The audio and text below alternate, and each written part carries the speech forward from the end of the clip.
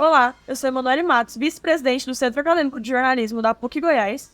Oi, eu sou a Sabrina, sou estudante de Relações Internacionais e representante do Carisvim. Seja muito bem-vindo ao Talk Jovem. Hoje, eu estou muito empolgada com o assunto que vamos discutir, porque eu tenho um fascínio muito grande na área de segurança e defesa nacional. Convidamos dois especialistas incríveis para falar um pouco sobre isso com a gente.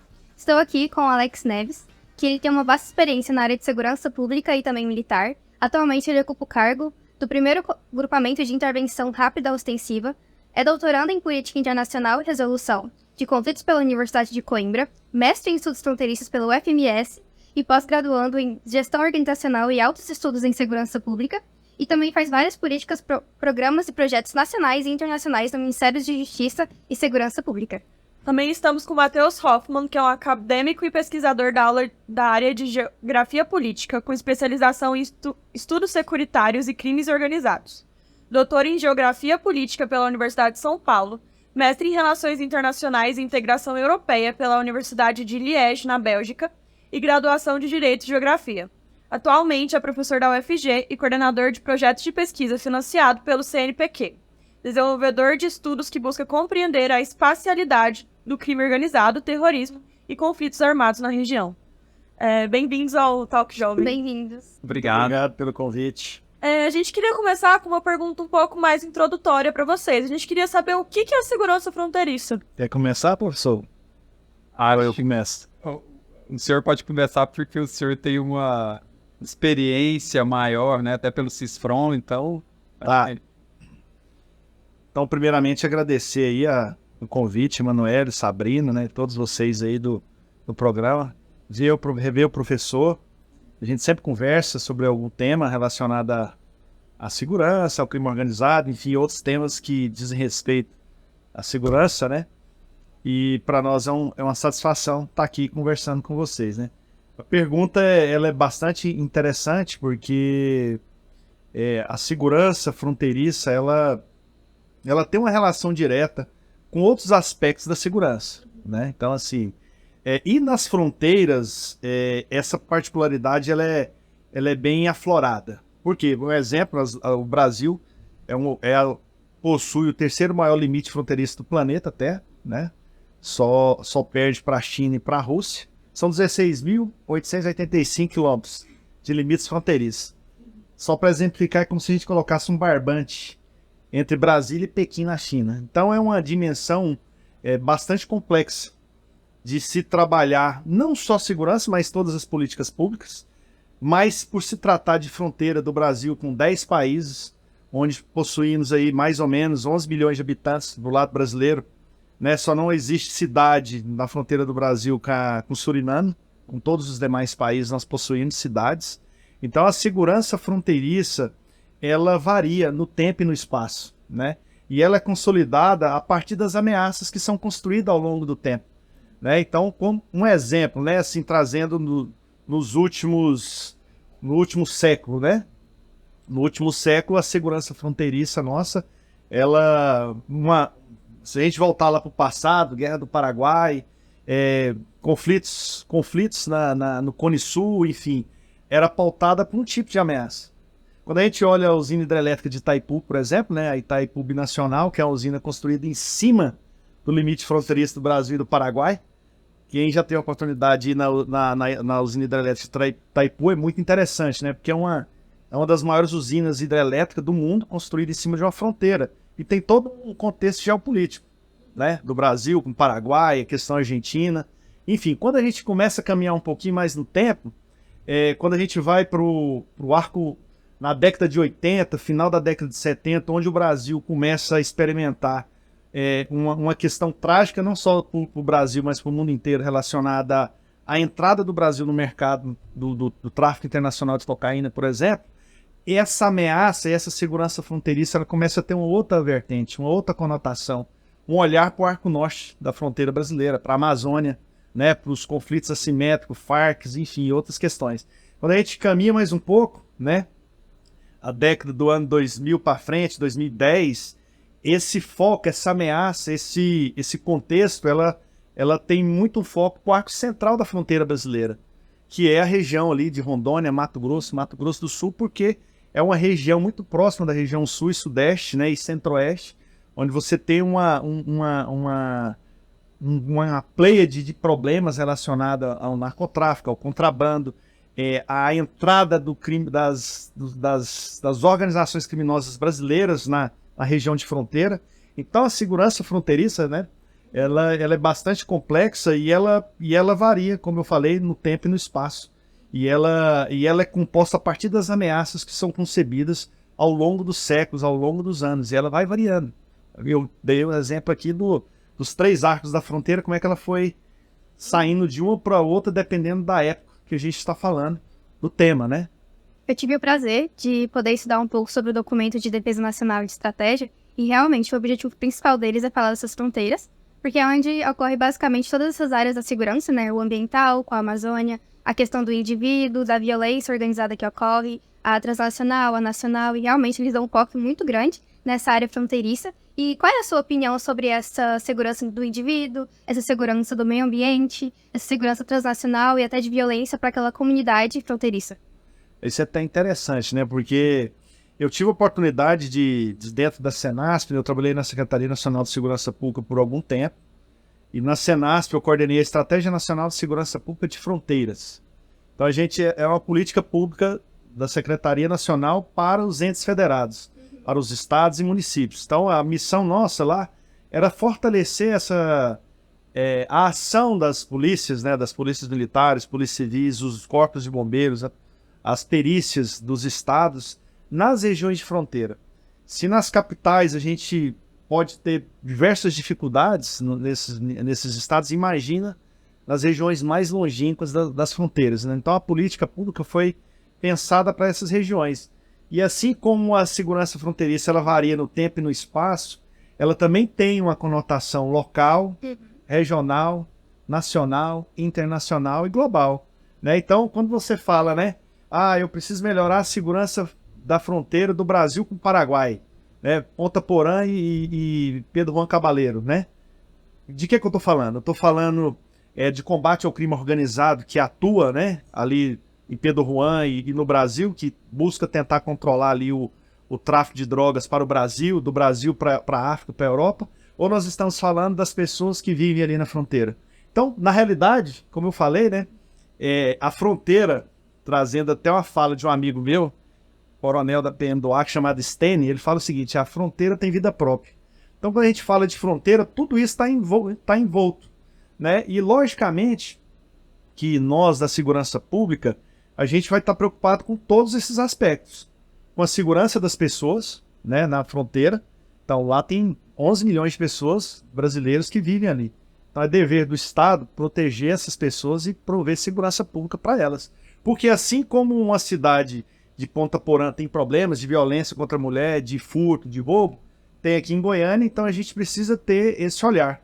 Porém, nos limites internacionais, em algumas das cidades fronteiriças, nós temos alguns problemas aflorados, que não é novidade para ninguém, em relação ao narcotráfico, redes de rotas e corredores de tráfico de droga, armas, contrabando, enfim, que exige um esforço local, exige um esforço regional e internacional também, para que a gente possa ter capacidade de atuar nesse contexto. Mesmo porque, eu falei, né, 16.885 quilômetros, se você não tem uma perspectiva do local ao global, quando se trata de crime organizado, você não vai ter efetividade. Matheus, você acha que existe algum favoritismo, algum foco num país ou num lugar em decorrência dos outros, em comparação aos outros? Falando sobre o crime organizado na América do Sul. Então, acho que aqui eu estou falando como acadêmico e, né, estudioso, enfim, e é muito importante essa visão que o Tenente Coronel Alex colocou, né, da visão prática dele, da fronteira, entre outras coisas. Mas é interessante a gente ver essa questão da fronteira, e assim fiquei muito feliz, né, da perspectiva dele, porque mesmo na academia existe uma certa resistência em relação à ideia de fronteira, né, aquela ideia de fronteira muito baseada na linha de fronteira, quando, na verdade, os problemas hoje implicam numa visão, evidentemente, do local e sua relação com o global. Então, o crime organizado, ele não pode ser visto, o crime organizado transnacional, ele não pode ser visto apenas pelos fluxos materiais, né, de substâncias, né, que são utilizadas no mercado ilícito de drogas, né, ou pelo tráfico de outros produtos, ou mesmo pelo fluxo de pessoas. É importante que se veja também outros fenômenos que se dão de forma imaterial, por exemplo, a lavagem de dinheiro, a troca de informações. Então, como o crime organizado se dá, né, se conforma por meio de redes e cada vez mais com o avanço tecnológico das redes e de outros aparatos tecnológicos, eles vão se incrementando cada vez mais, né? E aí é importante que se tenha uma visão um pouco mais aprofundada do fenômeno, né? Então, voltando um pouco à sua pergunta, o Brasil inicialmente era um país, né, especialmente no final dos anos 80, meados e final dos anos 80, era um país de passagem, né? Não é que perdeu atualmente essa característica. O Brasil passou a ser também um grande consumidor mercado consumidor de drogas atualmente. Então existe esse aspecto da circulação, né, de um ponto de passagem, e enquanto plataforma de exportação para a Europa, para a África, né, países africanos. Mas essencialmente o que chama atenção é não só o fato do Brasil já ser um grande mercado consumidor, como também o fato dos centros urbanos médios no Brasil, especialmente os centros aqui que têm um vínculo forte com o agronegócio, que fez esses centros se tornarem pujantes, se tornarem importantes centros de consumo de drogas. Então, por exemplo, muita gente fica, às vezes, né, nessa visão de que São Paulo, Rio de Janeiro, por exemplo, o interior de São Paulo hoje tem um mercado consumidor de drogas maior do que o da própria capital, né? Então, e não é por acaso que a violência, né, a violência criminal vem se acentuando, vem se interiorizando, né, em algumas localidades por conta disso, né? Então, esse é um aspecto que eu acho que é bem preponderante. Evidentemente, também tem tem a questão, obviamente, dos corredores, né? E aí tem aquela clássica divisão dos corredores, né? Da chamada Rota Caipira, que é essa rota mais que passa aqui pelo estado do Mato Grosso do Sul, sul de Goiás, Triângulo Mineiro, São Paulo, norte do Paraná, que tem um certo controle, né, do PCC, mas tem a rota amazônica, a rota dos Solimões, que cada vez mais é uma rota em disputa, né? E é uma rota que não, que em certa medida tá não só em disputa, como é uma rota mais de circulação, né? Especialmente para operando ali na região de Belém do Pará, né, que é uma região, um hub logístico que tem diversos modais, né? Então, houve essa mudança nesse curto tempo. Acaba que a gente acha que é mais no Rio e em São Paulo porque é onde é mais noticiado, né? A gente vê muita notícia sobre o Rio e sobre o São Paulo com tráfico, com essas questões, do que matéria sobre o interior desses estados. Sim. Não, e atualmente, se a gente pega o fenômeno amazônico, né, recentemente saíram, acho que da semana passada, foi noticiado que, por exemplo, comunidades estão sendo expulsas na área de fronteira na Amazônia por conta da atuação do narcotráfico. Então, essas pessoas, essas comunidades estão tendo que ir para outras localidades dentro da Amazônia. Eu vi que a segurança marítima também está entrando em pauta. Você acha que essa segurança marítima ajudaria em alguma coisa nesse crime organizado, das fronteiras, e como ele poderia ajudar? Então, a questão marítima é mais por conta dos submarinos irregulares que se transportam, né? Se transportam as drogas, né? Então já houve casos em que submarinos clandestinos construídos pelo crime organizado a fim de transportar a droga no circuito transatlântico foram pegos, inúmeros, né? Mas mais recentemente o que está acontecendo é mergulhadores do PCC, das organizações criminosas em si, esconderem as drogas nos cascos dos navios. Então, meio que a circulação, né, o que seria uma circulação oficial, regular, né, dentro dos trâmites e desembaraços de mercadorias do comércio internacional, só que as organizações criminosas estão conseguindo colocar ou esconder em determinados compartimentos nos cascos dos navios e pelo menos nessa notícia em si havia o fato dessas organizações contratarem mergulhadores para antes do navio atracar eles conseguirem retirar a mercadoria, né, a droga, enfim. Alex, considerando a cooperação queria saber como que a cooperação internacional ela tem sido eficaz no combate do crime organizado, especialmente você que tem uma experiência na ENAFRON.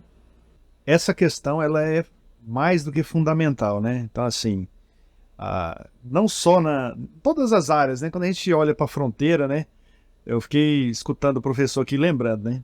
Quando você vai discutir qualquer tipo de política pública para a fronteira, qualquer que seja ela, principalmente aqui na nossa casa, no Brasil, com os nossos vizinhos, os limites internacionais, muitas das vezes, ele é uma barreira, certo?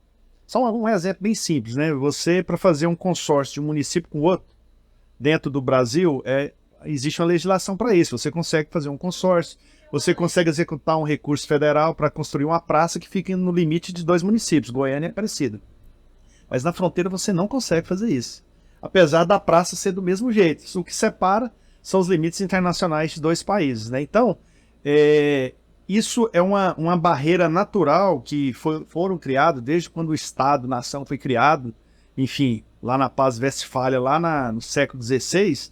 Mas o que acontece? Quando a gente parte para o campo da segurança pública, que não é diferente de outras políticas públicas, a gente esbarra também em várias dificuldades. Tem vários problemas.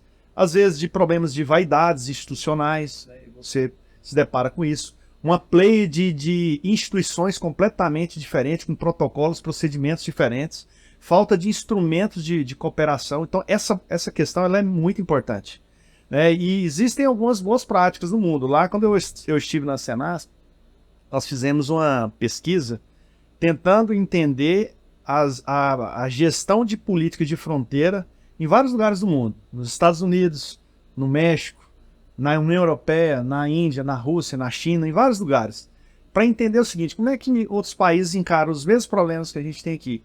E é tão engraçado que essas pesquisas estão no site do próprio Ministério.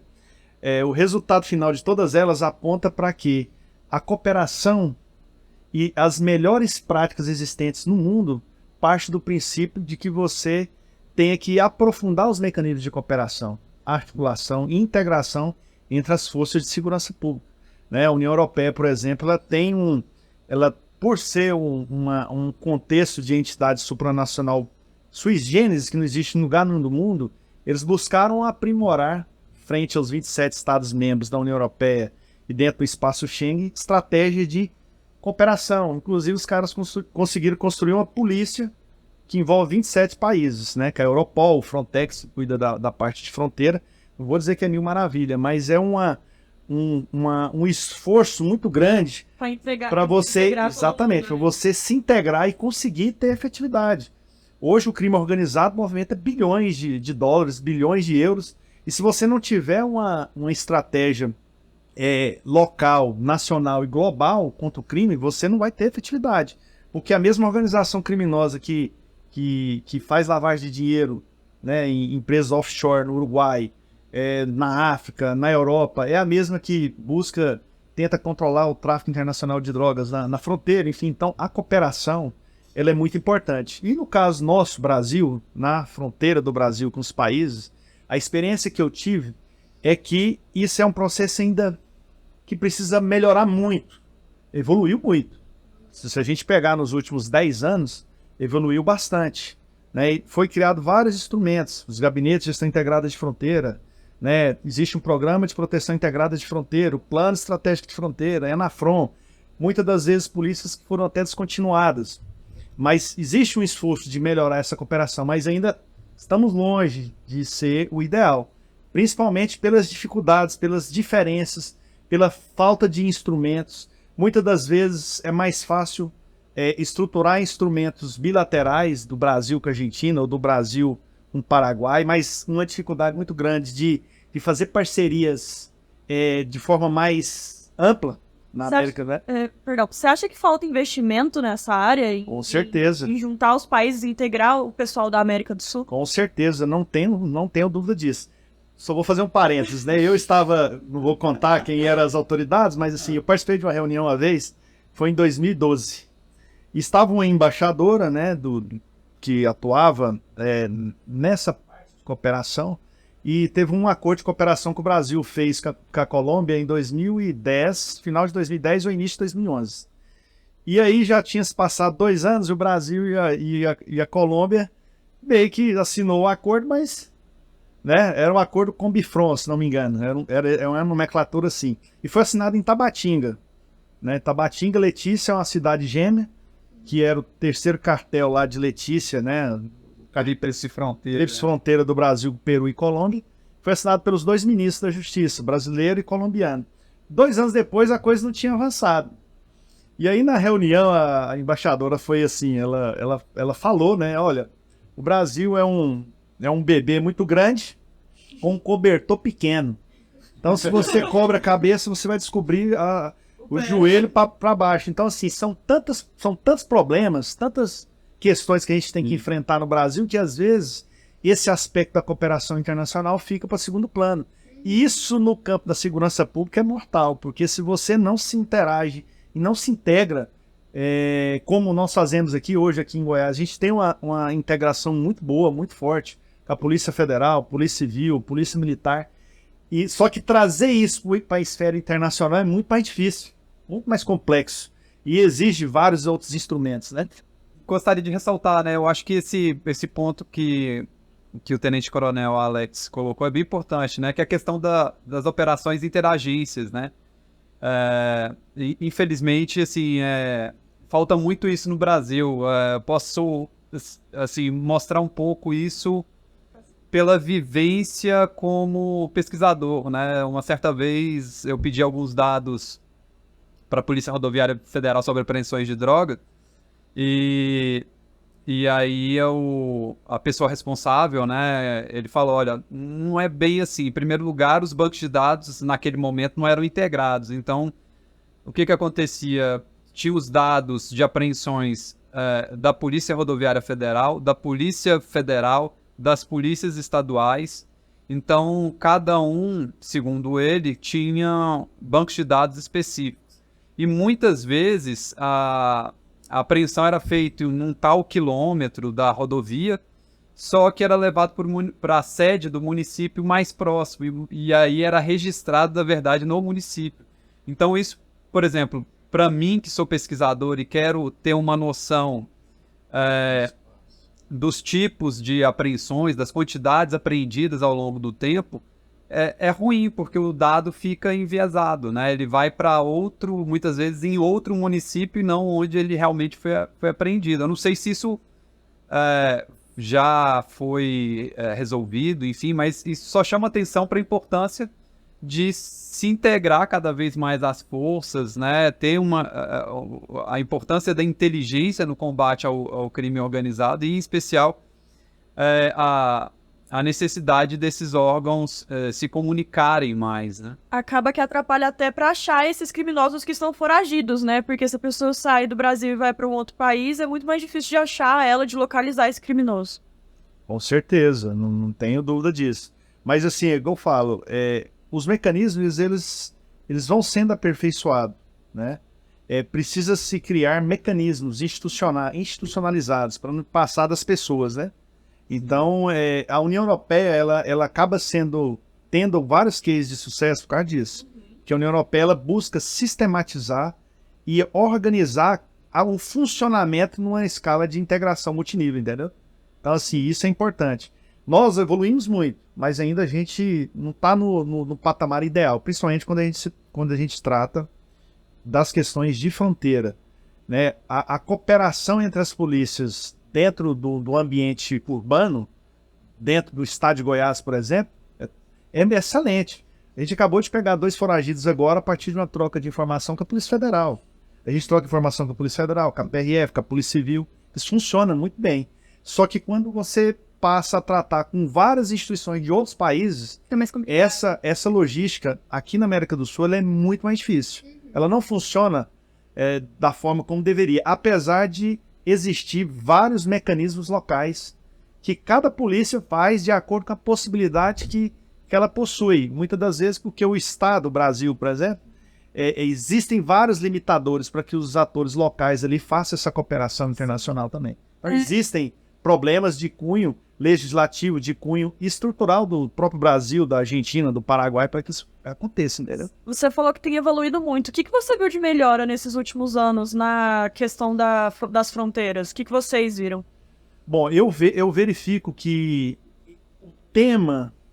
pensar o tema segurança pública de uma forma mais ampla, ela vem sendo pautada. Apesar que, se você olhar, né, as políticas públicas federais, que é a responsabilidade da União, a segurança pública é responsabilidade de todos. Mas quando a gente trata da fronteira, a polícia de fronteira, constitucionalmente prevista, é a Polícia Federal. Apesar que a Polícia Militar é a instituição que está presente na maioria dos municípios. São 588 municípios. A instituição que está mais presente são as polícias militares dos 11 estados. Então, esse tema foi entrando na pauta política, de 2008 para cá principalmente. Apesar de ter entrado na pauta política, muitas dessas políticas foram sendo descontinuadas ao longo do tempo. O projeto PEFRON, da Secretaria Nacional de Segurança Pública, surgiu lá em 2008. Em 2010, ele é descontinuado. E a ENAFRON, ela vem com o Plano de Estratégia de Fronteira, ela foi absorvida. Eu cuidei da Estratégia Nacional de Fronteira no âmbito da Senasp, então a gente absorveu essa política pública. Aí em 2015 houve toda aquela questão, 2015, 2016, impeachment e tal, houve uma descontinuidade da política. E lá para frente, em 2016, foi publicado um novo decreto, Programa de Proteção Integrada de Fronteiras. Depois, 2019, Programa Vigia. E em 2018 a gente tem algo muito importante no Brasil, que foi a criação da Política Nacional de Segurança Pública e Defesa Social e o Sistema Único de Segurança Pública do Brasil. Não existia. O SUS foi criado em 1988, mais de 30 anos no âmbito da saúde. Segurança Pública é um bebê. Foi criado em 2018 esse sistema. Nasceu agora. Nasceu recente. E aí o que acontece? Todo esse arcabouço nacional, ele influencia, entendeu? Nas questões de fronteira também, que a fronteira não está fora do contexto do Brasil. Então, entrou na pauta política, evoluiu essas questões. O âmbito da integração evoluiu bastante, mas muitos aspectos de priorização mesmo do próprio governo federal, isso foi demonstrado várias descontinuidades ao longo dos anos. Isso aí é bastante nítido, né? O professor que pesquisa, ele sabe disso. Apesar disso, as polícias, né, as agências de segurança que estão lá na ponta, elas não podem parar. Então elas continuam trabalhando, continuam operando, porque é a missão, né, que elas possuem, apesar dessas dificuldades que eu apresentei aqui. Uma coisa que eu tenho muita curiosidade é sobre se tem algum controle de segurança quando vem uma massa de refugiados muito grande de outros países aqui para o Brasil. Você acha que tem um controle? Porque, por exemplo, tem a Acnur, que ajuda esses refugiados. Mas você acha que pode ter algum criminoso que utiliza isso para vir aqui para o Brasil com maior facilidade? Bom, né? Eu lembro que em 2012 ou 2013, não lembro, nós fizemos um encontro da Estratégia Nacional de Fronteira em Epitaciolândia, Cobirra, né, que fica ali na fronteira do Brasil com o Acre e com a Bolívia. São duas cidades, é uma cidade gêmea, Epitaciolândia e Cobirra, e eu esqueci o nome da outra cidade que fica do lado de Epitaciolândia, no Acre. Não, Assis Brasil fica um pouco mais para frente, que já é na fronteira com o Peru. São duas cidades brasileiras, gêmeas, né? Eu esqueci o nome da cidade, do lado de Epitaciolândia. Mas enfim, e lá esse evento era quando havia uma crise dos refugiados do Haiti, exatamente naquela cidade.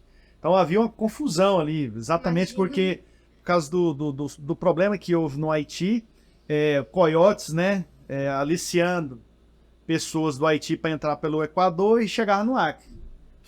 Chegava em Cobija. E Assis Brasil também entrava. E ali, dali vinha para São Paulo, enfim. É igual eu falei, né? 16.885 quilômetros é uma dimensão assim, descomunal, né? Então, você ter capacidade de fazer esse controle de pessoas é muito difícil. É muito difícil. Na fronteira, uma pessoa que entra no Brasil, na maioria dos pontos de entrada do Brasil, a pessoa vai entrar e vai lá no posto da Polícia Federal e se identifica. Se ela entrar sem se identificar, ela vai entrar. Sim. Pouquíssimos locais a gente tem um controle um pouco assim mais como existe em Cidade do Leste e Foz do Iguaçu, que existe ali uma fronteira que você tem um rio que separa os dois países e uma fronteira ali. Mesmo ter um controle maior nessas assim, teoricamente naquele ponto ali, né? Mas é igual eu falo, são os 9.000 quilômetros de fronteira seca. Então, você tá aqui igual Goiânia e Aparecida de Goiânia. Você tá num lugar, você pôs o pé do outro lado, você já tá em outro país. Opa, eu tô em dois lugares ao mesmo tempo. Você tá no Uruguai, você tá no Paraguai, você tá na Argentina. Então, assim, esse controle, quando se trata, por exemplo, de imigração, quando se trata de trabalho escravo, ele é muito complexo, ele é muito difícil. Né? Então, assim, você perguntou, pode ter criminosos que entram? Com certeza, porque esse controle não é simples de fazer, entendeu? Pela dimensão, países menores que têm um controle muito mais, teoricamente, mais fácil, tem dificuldade de fazer esse controle. Então, assim, o que pesa na questão de fronteira é você dosar essa questão do controle, ter uma questão de inteligência muito importante, né? Integração, porque para você buscar enfrentar as coisas de uma forma mais integrada e também você pegando as questões mais importantes, né? Então, assim, no caso, aconteceu lá dos haitianos, mas aconteceu também na Venezuela. Sim. Os problemas da Venezuela, lá em Pacaraima, na fronteira do Brasil, com Santa Helena de Uiarém, lá na Venezuela, é da mesma forma do Haiti que teve lá no Acre. Então, foi duas questões que estão próximas uma da outra no espaço temporal, que a gente vislumbra que o Brasil acolheu, né, as pessoas que estavam com dificuldade. Muitas organizações criminosas se aproveitam disso para explorar as pessoas que vêm de outro país com dificuldade. A Polícia Federal atua nisso porque acaba saindo da esfera da capacidade das polícias estaduais. A Polícia Federal identificou várias organizações e trabalhou com as polícias de outros países, do Haiti, por exemplo, que hoje está numa situação caótica, né, para tentar minimizar esses problemas, entendeu? É importante isso que o Tenente Coronel Alex colocou, porque assim, eu vou passar uma experiência que eu tive na fronteira do Brasil com a Bolívia. Isso há uns 10 anos atrás, eu tive na fronteira do Brasil com a Bolívia, ali na região de Corumbá e Puerto Suárez. E é muito interessante, porque assim, essa dificuldade do controle de fronteiras não se refere só a esse fluxo, vamos dizer assim, oficial, né, que as pessoas passam. Acho que foi muito bem colocado, né, esse fluxo oficial que a pessoa passa pela Polícia Federal na fronteira, né. Existem diversas e diversas situações em que as pessoas, assim, a fronteira é muito extensa, é muito difícil realizar esse controle, e existem muitas pessoas que lucram com a circulação tanto irregular de pessoas quanto de mercadorias. Então, nessa experiência que eu tive, eu cheguei a ouvir falar muito do caso assim como teve o caso dos brasiguaios, né, que eram agricultores, pecuaristas do Brasil que entraram no Paraguai, o mesmo processo aconteceu na Bolívia. E aí, o que acontecia? Eles se casavam com bolivianas, por exemplo, E aí, alguns, né, a família tinha, porque na faixa de fronteira, por exemplo, do lado brasileiro, você não pode, estrangeiro não pode ter terras ali, não pode ter propriedades, né? Então, só que como a família era brasileiro-boliviana, muitas vezes um parente da família tinha terras de um lado da fronteira e a outra parte da família do outro lado da fronteira. Então, o que eles faziam? Muitas vezes, assim, não em regiões das cidades gêmeas, mas em regiões mais afastadas, eles conseguiam passar mercadorias, cobravam por passar contrabando, passar, às vezes, até pessoas. Então, não é algo assim tão simples, né? E em boa parte da fronteira do Brasil com a Bolívia, muitas vezes não tem um obstáculo geográfico, né, um acidente geográfico que identifique claramente a fronteira, né? Então, era assim, muita gente lucra com um simples fato de você ter a mudança, vamos dizer assim, muitas vezes não tem a fronteira no sentido do obstáculo físico, mas tem, vamos dizer assim, a mudança de regime do arcabouço jurídico, né, de um estado para o outro. Então, o simples fato de ter essa mudança, muitas vezes oferece oportunidades muito lucrativas para o crime organizado. Nesses casos, qual país que lidaria com essa situação, ou é realmente a falta dessa integração que impede a gente de controlar esses casos? Olha, assim, é um conjunto de vários fatores, né? Um exemplo, só para exemplificar, a gente fala muito de droga, armas, contrabando, mas vamos para o agrotóxico, por exemplo, contrabando de agrotóxico. É um problema tão sério, tão grave, que ele extrapola a segurança pública. Ele está muito além da segurança pública, né? Porque, pensa bem, se você compra um cigarro que você sabe que é contrabandeado, você sabe que você está comprando algo do Paraguai, alguma coisa contrabandeada do Paraguai ou de outro país, que tem ali um nível de toxidez, que não tem um controle da Anvisa, de nenhum órgão brasileiro, enfim. E você está usando aquele produto. O agrotóxico, por exemplo, você pode estar comendo, né, no seu alimento todos os dias, alimento, não estou dizendo que isso acontece, mas um exemplo, né? Que você tá acontecendo isso todos os dias, né? Mas pode existir produtos que você está consumindo todos os dias que estão sendo utilizados, produtos contrabandeados com alto nível de toxidez, que a gente não tem esse controle efetivo, olhando para o Brasil, a dimensão territorial do Brasil. Existe um instituto que chama Instituto de Desenvolvimento Econômico e Social de Fronteiras, o IDESF.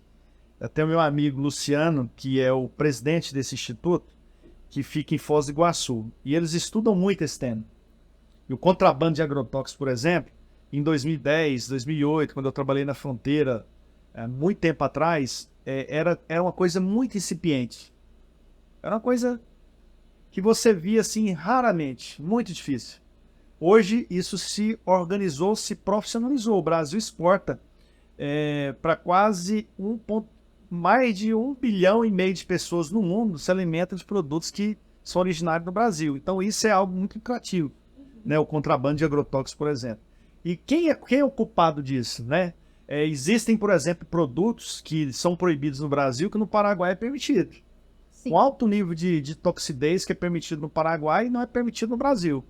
Só que ele é muito mais barato que os produtos que são regulamentados, que os empresários, o agronegócio que investe, né, de forma adequada, tem um custo, né? E esse produto contrabandeado tem outro. De quem é a culpa? Então existe toda uma questão internacional que está envolvida. São questões econômicas, são questões sanitárias, de segurança pública, de saúde, que se não houver uma concertação, um esforço para trabalhar de forma conjunta para evitar e diminuir os problemas, vai continuar vindo agrotóxicos da China para o Paraguai e entrando no Brasil. Então, assim, tem que ser. Não adianta só a polícia fazer o trabalho repressivo e preventivo ali na fronteira, ou aqui nas divisas de Goiás, com Mato Grosso do Sul, com Mato Grosso. É um esforço maior que tem que ser feito, entendeu? Que envolve todos esses fatores. Dei o exemplo do contrabando aqui, mas de agrotóxicos, né? Quando a gente entra em cada seara, a gente vai É uma área muito ampla, né? nas nuances de cada coisa, né? De cada aspecto. É que assim, o crime organizado ele vai se adaptando às circunstâncias. Então, assim, se a gente começa. O grande problema do Estado é que, especialmente o caso do Estado brasileiro, né? Não só a questão do território, mas assim, implica, para atender cada rincão do Brasil, um arcabouço institucional muito grande. E isso gera uma certa rigidez nas políticas, né, na forma como se organiza o combate ao crime organizado. E tem, evidentemente, essa relação com diversos órgãos de outros estados.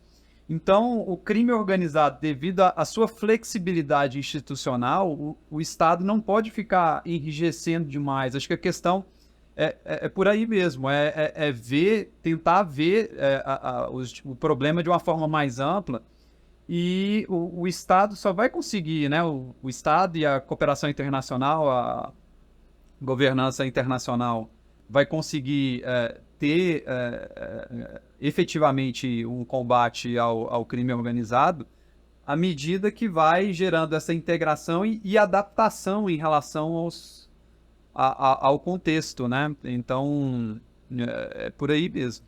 Eu só queria fazer mais uma pergunta. Como que vocês veem o futuro do crime organizado na região? Existe alguma tendência emergente ou alguma mudança significativa que vocês antecipam?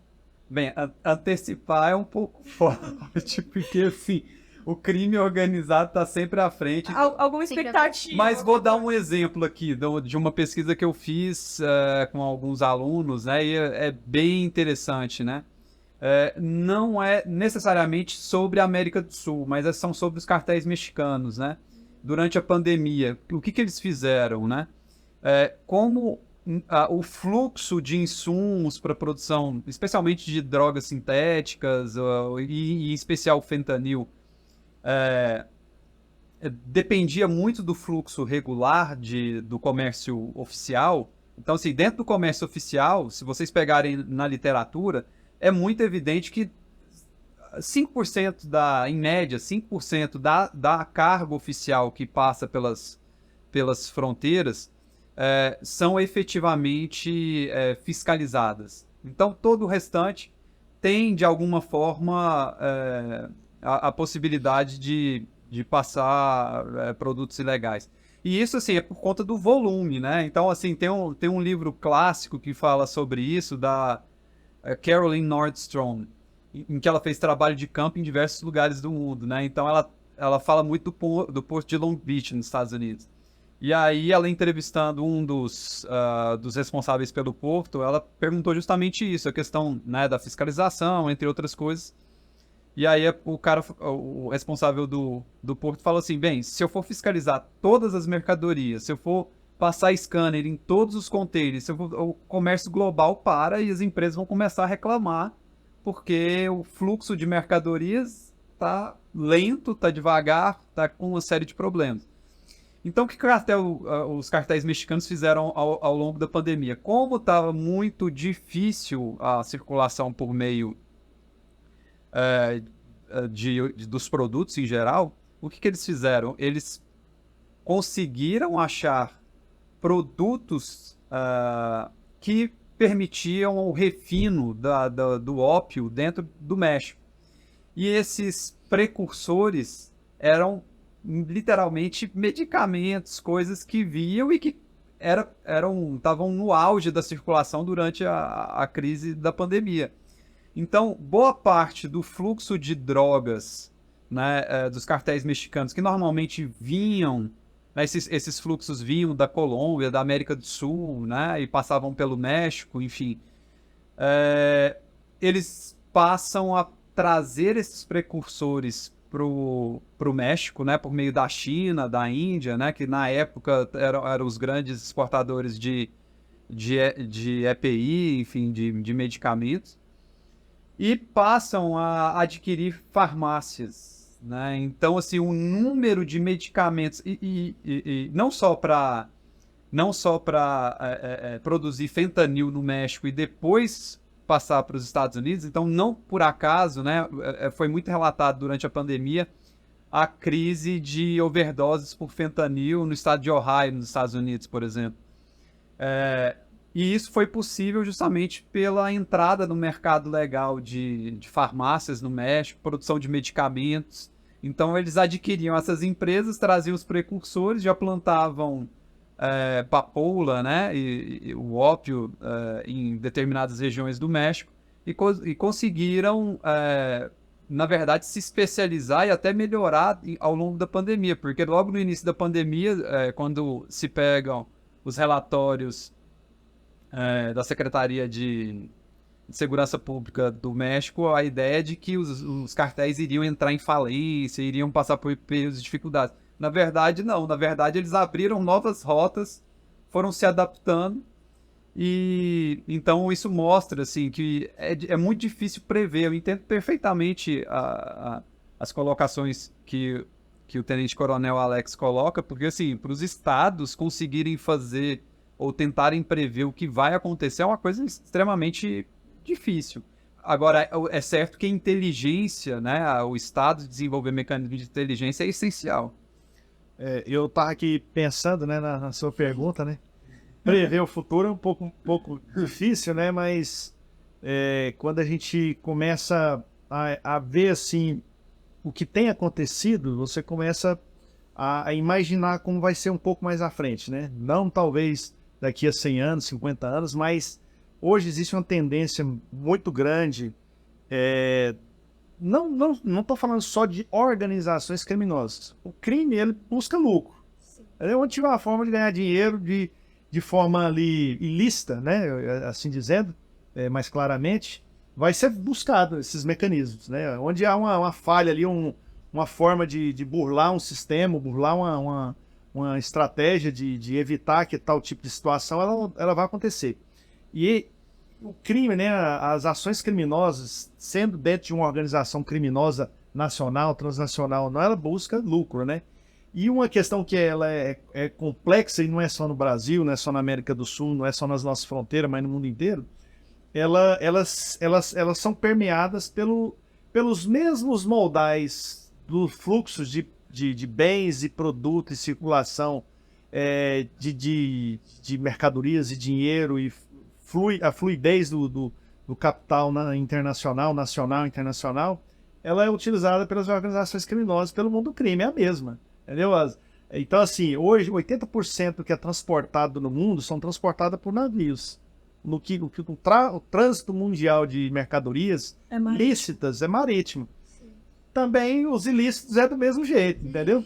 Mas uma coisa que hoje eu vejo, assim, como policial, de atuar, olhando assim, eu tenho já 26 anos 25 anos de polícia, né? 27 anos de Estado, eu trabalhei no Estado, no município, na União, né?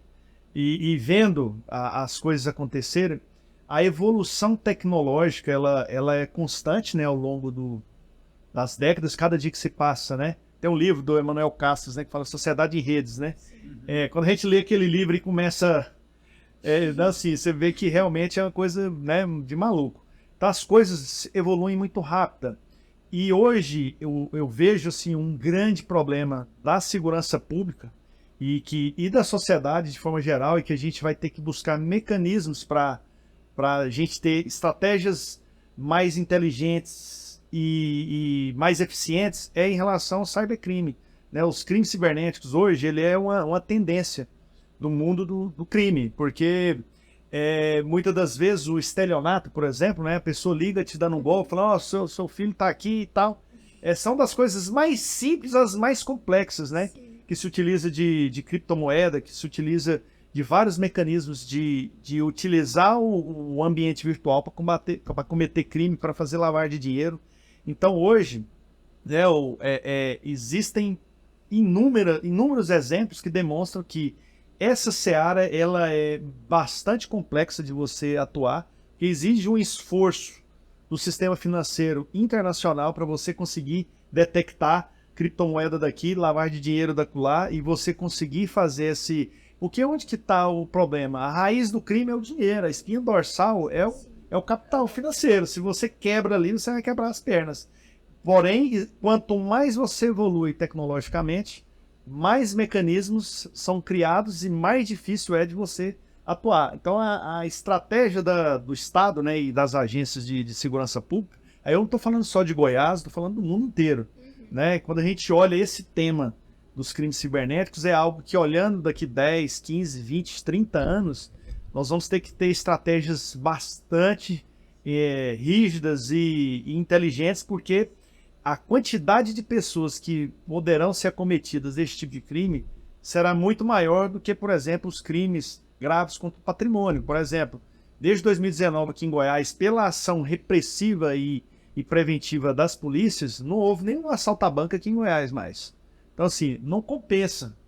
Em lugares onde você tem uma estratégia mais rígida de combate ao crime, isso não vai acontecer. Porém, o crime ele vai moldando, ele vai pensando, bom, qual que é mais inteligente? Eu investir no cybercrime aqui, onde a pena de estelionato é um pouco mais difícil você atuar. Então, ou seja, o Estado ele tem que estar tem que estar buscando mecanismos para isso, para você ter uma maior capacidade de combater isso. E hoje, quantas pessoas nós conhecemos, né, que já teve algum problema nesse sentido?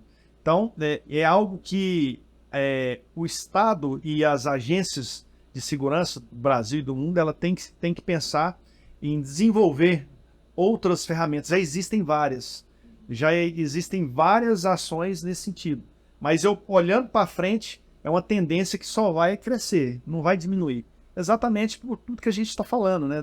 Do crescimento, o avanço tecnológico, tudo isso permeia e facilita também esse trânsito, né? Essa fluidez do capital internacional no sistema financeiro internacional, entendeu? Então, se não houver um mecanismos mais efetivo para isso, é um problema que aqui o crime organizado já se utiliza, né? E não é novidade para ninguém, mas é algo que a longo prazo eu vejo que é um problema que deve ser enfrentado de uma forma bastante integrada e global, não só nacional, local, regional. Porque o cara comete um crime aqui, mas ele está lá no Rio Grande do Sul, ele está no Paraguai, ele está na Argentina. Então, assim, hoje o cara compra um chip lá na Bolívia e está dando golpe aqui em Goiânia. Então, assim, para você localizar, né, a transferência que é feita para a pessoa não está aqui, usa um laranja. Então existe uma pleiade de complexidade, apesar da polícia estar sempre buscando evoluir, mas que traz uma complexidade nova no cenário, né, a longo prazo. Até porque, né, é necessário uma segurança nacional para se criar uma segurança internacional. Pegando o gancho sobre a pandemia, você acha que a governança criminal, ela ganhou muito palco nesse período? Por que você acha que isso aconteceu? Bem, durante a pandemia eu acho que o crime conseguiu se especializar. Então, assim, até ouvindo a fala do Tenente Coronel Alex, me lembrei, né, desse caso que eu já mencionei anteriormente em relação aos cartéis mexicanos. E aí é bem interessante, né, essa questão do uso de cada vez maior de tecnologias remotas, né? Então, por exemplo, durante a pandemia, como as pessoas não podiam circular, os cartéis utilizavam o Tinder, esses aplicativos de relacionamento, né? De comunicação mais fácil. Mais fácil. Com os consumidores, né? Ao mesmo tempo, eles conseguiram, por meio de criptomoedas e de fluxos financeiros, lavar o dinheiro. Aí, talvez, uma outra questão, né? O uso de vents, né? Que são aqueles, não só os chamados drones, mas também submarinos por controle remoto. Então, assim, parte da droga circulava não só por meio de submarinos, né, controlados à distância, como por drones, a fim de atravessar a fronteira. Entre outras coisas. Então, assim, é interessante isso, né, como que essas organizações vão se adaptando e fazendo o uso tecnológico cada vez mais avançado, né, e aí o Estado precisa ir se adaptando aos poucos, né? Então, e isso acontece também com as organizações criminais brasileiras, né? Isso ao longo da pandemia, acho que ficou bem evidente esse avanço sobre o território. Assim, obviamente já existia, né, a presença, mas acho que eles conseguiram, em certa medida, avançar um pouco mais, especialmente no comércio de diversos recursos, né? A gente viu lá no caso do assassinato do Bruno e do Dom, né? Algo que já acontecia há bastante tempo. Eu acho que mais na pandemia isso ficou mais evidente, né? A presença do crime organizado em diversos setores econômicos, né? Isso não é de hoje, mas eu acho que eles conseguiram se enraizar mais ao longo da pandemia. Infelizmente o nosso tempo acabou, o papo estava muito bom, a gente queria fazer mais perguntas, mas a gente queria agradecer a presença de vocês por terem se disponibilizado a participar do podcast. Então, muito obrigado por terem participado, muito obrigado você por ter assistido e participado do Talk Jovem.